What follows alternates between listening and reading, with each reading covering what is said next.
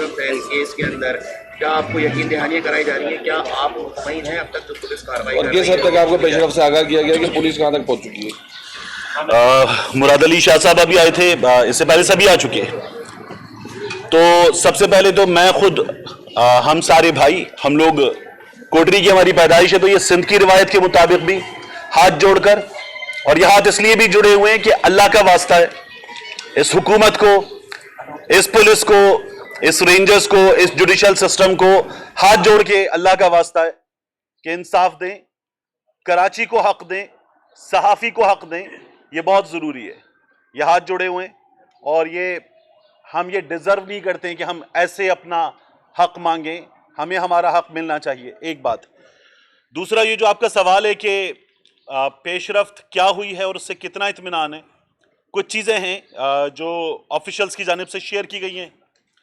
اس میں جو ٹیئر 1 ہے جہاں منتخب نمائندے ہیں ان کی جانب سے بھی، اور جو ٹیئر 2 ہے جہاں پر گورنمنٹ آفیشلز ہیں، ملازمین ہیں سرکاری، ان کی جانب سے بھی جو چیزیں شیئر کی گئی ہیں، اس میں اطمینان کا لفظ تب استعمال کروں گا جب ہمارا پہلا مطالبہ جو جرنلسٹ جوائنٹ ایکشن کمیٹی نے رکھے ہیں 3 مطالبات، اس میں پہلا مطالبہ پورا ہو جائے کہ قاتلوں کو کیفر کردار تک پہنچایا جائے.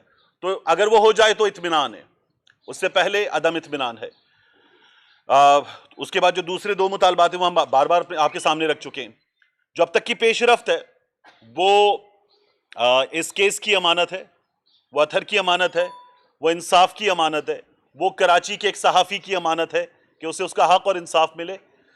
اسے میں اس وقت شیئر مجبوراً نہیں کر سکتا. لوگ سعید غنی صاحب سے سوال پوچھے تھے کہ وہ بتا رہے تھے، چھپا رہے تھے، نہیں بتا رہے تھے، تو اسے ابھی شیئر نہیں کیا جا سکتا. تو وہ کچھ پیش رفت ہوئی ہے، کچھ ہونی ہے. اطمینان تب ہوگا جب ہمارا مطالبہ نمبر 1 پورا ہوگا اور ہم اپنے تینوں مطالبات پورے ہونے تک، آپ سب میری ہی فیملی ہیں، میں آپ کا حصہ ہوں، اور انشاءاللہ ہم یہ تینوں مطالبات پورے کروائیں گے.